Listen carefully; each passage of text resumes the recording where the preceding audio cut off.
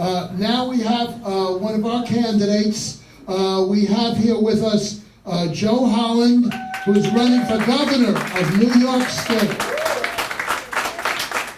Joe Holland worked for Governor Pataki as his housing commissioner. He's an attorney, an entrepreneur, a government official, a writer, and an ordained minister in Harlem. Let's give Joe Holland a great Queens Village Republican Club welcome. Thank you so much, Phil, and thank you, all of you, for making Queens Village Republican Club such a distinguished group of Republicans. I was at the Lincoln Day Sunday afternoon dinner a few weeks ago, and I was so impressed because you had Congressman Lee Zeldin, you had Roger Stone, you had such a distinguished group of speakers, and now I come here and I see this wonderful turnout, and this is once a month. So I really want to encourage all of you to continue to support your great leader, Phil Ornstein, and his leadership group here, and the great work you're doing here in Queens Village.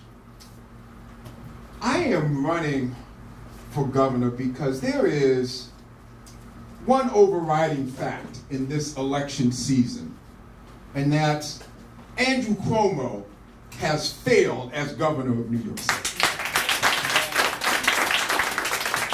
He's failed on taxes, failed on spending, on regulation. We all know he's failed because he's made the culture of corruption and all the even greater. He's become the king of corruption. Economic development projects that he has sponsored has turned out to be just something where his friends have benefited from. He has failed. We all can agree on that. We saw the videos that we've heard from David Bresler. We can all agree on the failure of Andrew Cuomo. What I need your help in agreement today is that I am the best candidate to beat Andrew Cuomo in November.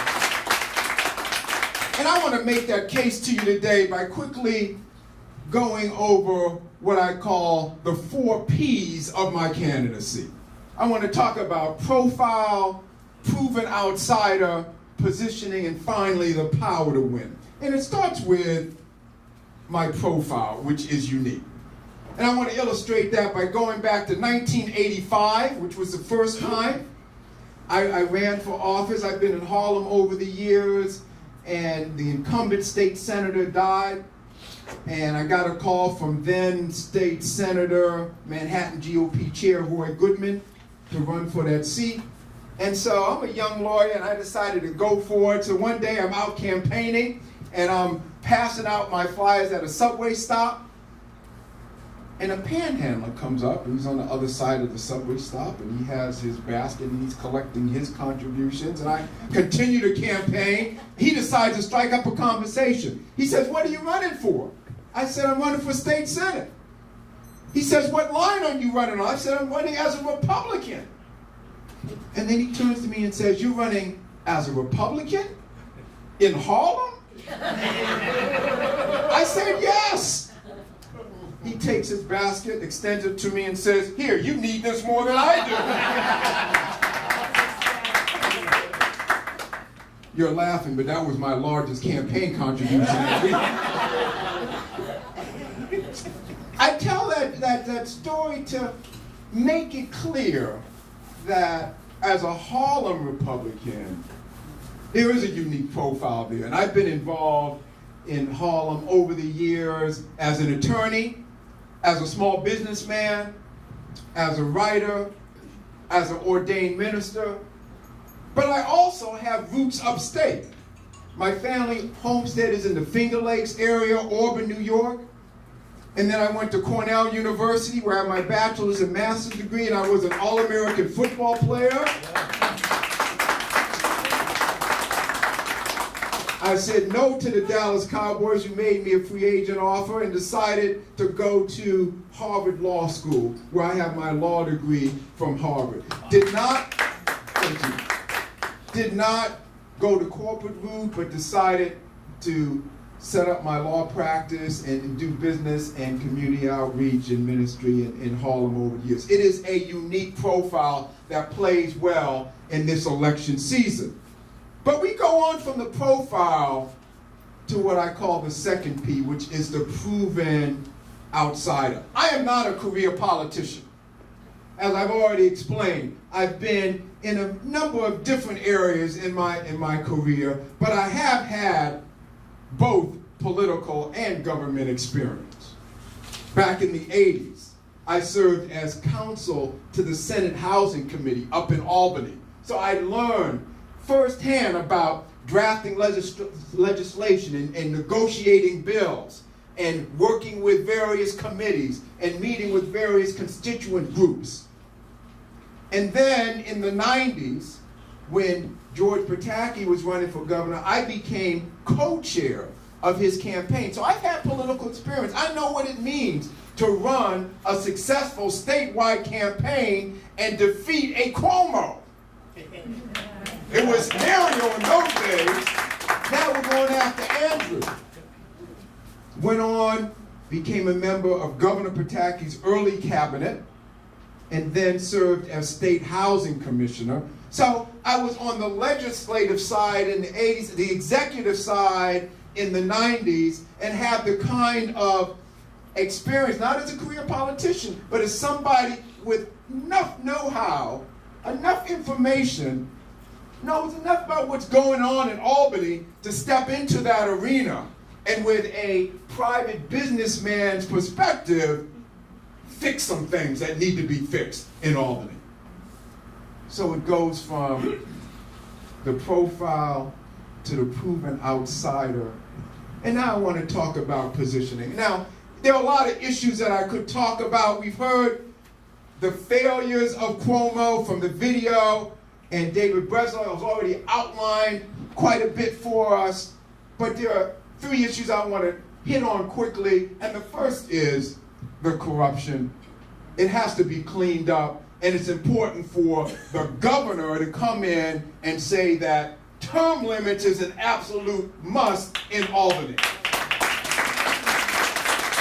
And I'm committed to serve 2 terms, and that's it, and to make term limits, and I like what David Breslau said, term limits a must for every single elected official in the Assembly as well as in the Senate in Albany. We need term limits across the board.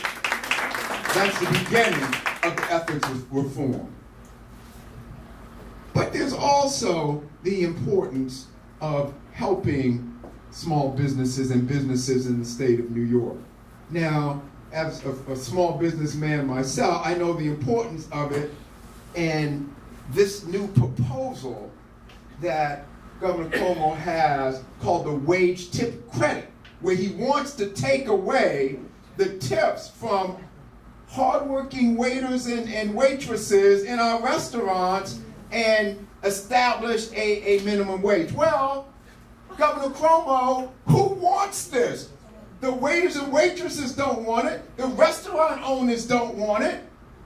Nobody wants it. The hospitality industry is so firmly against this, but it's only his liberal, moving even more progressive agenda that is driving a proposal that is so opposed by an industry. And that's why it is absolutely essential to have a candidate that can unseat Cuomo and bring common sense, business movement, and proposals back to Albany. The third issue I want to address, and this speaks to the opioid crisis. We have a crisis in our state, and it's so important that we take what I call a holistic approach. I'm somebody who's from the grassroots. It's not about big government top-down solutions. It's about grassroots, bottom-up approaches where there can be outcomes and accountability at the community level. And when you look at the opioid crisis, it's a multi-pronged approach. We have to focus on prevention. We have to focus on treatment, recovery, and enforcement. And we have to do that by shifting the resources and the responsibility and the programming to community-based organizations, faith-based organizations, those who are at the community level who can actually work with the individuals and families that are struggling with these issues and be held accountable for outcomes. That's the approach that makes sense, and that's an issue that we need to get on top of, instead of now what we're hearing not only out of Cuomo and Cynthia Nixon, but somebody mentioned Schumer earlier, this legalization of recreational marijuana when we have an opioid crisis already, and they want to make a gateway drug more available for our communities and for our individuals. We have to take a stand against that. Finally, the last P. Yes, I talked about profiling and proving and positioning, but this is the most important. And I call it the power to win. Because there has to be the right candidate to step into this arena and to oust Andrew Cuomo. I have, the utmost respect for my competitor for the Republican nomination, Marcus Molinaro. He's the Dutchess County executive. He's a good man, a good public servant, has been in office many years. But we have to have the perspective, ladies and gentlemen, that over the last 16 years, we have not had a Republican win statewide office in New York. Not since George Pataki was elected to his third term in 2002. In 2006, we had a good candidate, John Faso. He's now a congressman, in fact. He was the gubernatorial candidate. Didn't make it. Why? He didn't get votes in New York City. In 2010, another upstater called Palladino had a lot of money, ran a campaign, lost badly. Why? Didn't get votes in New York City. 4 years ago, 2014, Rob Astorino, the Westchester County executive. So he's in a bedroom suburb of New York City. Lost badly to Andrew Cuomo. Why? Didn't get votes in New York City. I am presenting my candidacy to you tonight, ladies and gentlemen, as a Republican candidate for governor who can hold the upstate base, but can get votes in New York City. And that's where the difference is going to be made. I live in Holland. In my assembly district, the 70th AD, Cuomo beat Astorino 97% to 3%. And he got clobbered in assembly districts like that across New York City. And that was Astorino won upstate, but lost badly in New York City. And so I am here to you tonight. This is urgent. I'm the underdog in this race. Molinaro has more support, particularly upstate, among the Republican leaders and the county chairs. I'm the underdog in this race. But I need your help. I need your support. I need you to put the word out. I need you to contact your county chairs, your state committee people, those who will have a say, a vote. We have a Republican nominating convention coming up at the end of this month, May 24th. And I need you to speak out and say, look, upstate, that's great. We want to be together on this, but we have a candidate who can take it to Andrew Cuomo toe-to-toe in our inner cities, not only in New York City, but in Buffalo and Rochester and Utica and Syracuse and inner city areas across the state. I can go toe-to-toe with him and compete for the minority votes. Let me make one last comment, because I know there are other speakers here. My candidacy as a Republican for governor is a historic candidacy.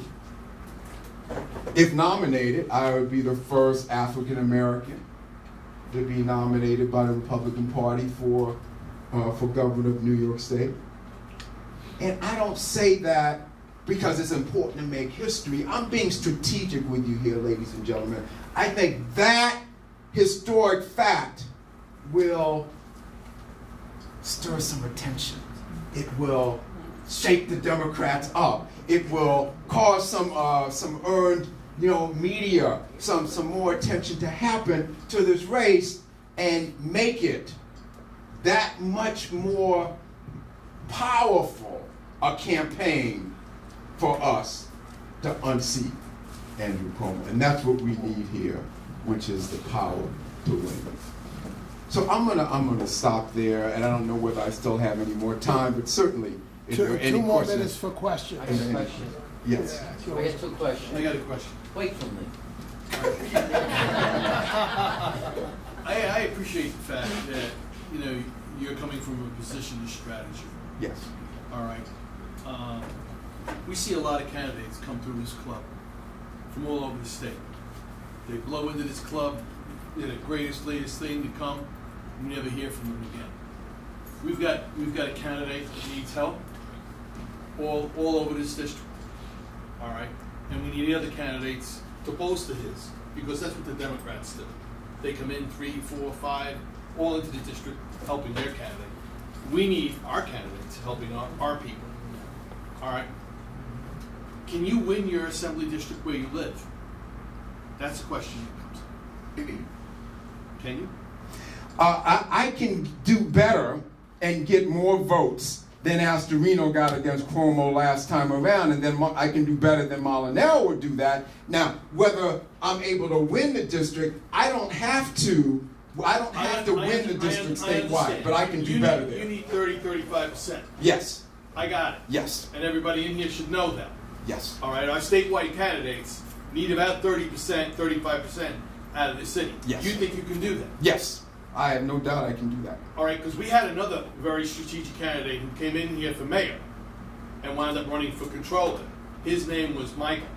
Michael Faulkner. I know Michael. All right. Mm-hmm. And Michael came in with a very impressive resume as well. All right. But did not fare so well in the citywide election. What makes you so different than Mike? Let me draw the distinction this way. Running statewide is different than running citywide, and I have the kind of profile where, because of my upstate family and school roots, I can motivate and hold the base up there, and because of 35 years working in the community in Harlem, and I mentioned it before, as a lawyer, as a businessman, as a writer, people know my work. They know the track record I have, and it's based on that they will look at it and say, okay, he may be a Republican, I may be an independent or a Democrat, but because I know him and his work, I will vote for him. But Joe, the problem is We got to move on, Joe. I'm sorry, because we have other stuff. we to get do. 62 counties. All right. Astorino won the majority of them. It's about 55, 50, 56 of them. All right.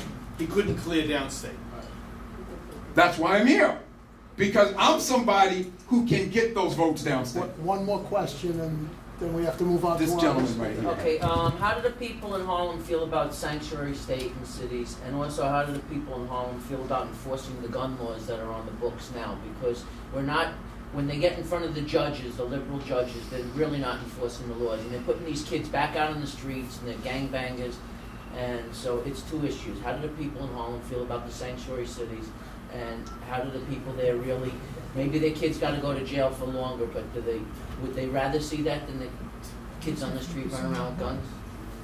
Well, first of all, I am against sanctuary cities and sanctuary state. I am pro-Second Amendment. The SAFE Act needs to go. It needs to be repealed. So when you talk about the people in Harlem, we need to understand that it is not just this one monolithic, one overall group. I mean, there are individuals, right? Oh, yeah. There are individuals, and I don't need the vote of everybody in Harlem. As it was said earlier, you know, I need a certain percentage who, they may not disagree with me on every issue, but because they know me, they've seen my work, they can relate to who I am and what I've done in the community. Based upon that, you know, they will vote for a Republican. Can they relate to the message of no sanctuary cities? Can they relate Yes. to that? Do Yes. they know how it affects them? The legal Because citizens? it's a common sense approach that, look, if there are illegal immigrants who have broken the law, who are criminals, and they're running around trying to avoid the federal government, yes, that makes terrorism that much greater of a threat. I mean, that's a common sense message that people, even in minority communities, can accept and affirm. I'm sorry, we have to go now. Okay, let me just say that I do have some material here. It has my website on it. I have a Facebook page. I'm going to leave it here. So anybody who would like to more information and contact me, it is right here. Thank you so much. Thank you very much, Joe, and you're welcome anytime to come back to our meetings. Thank you.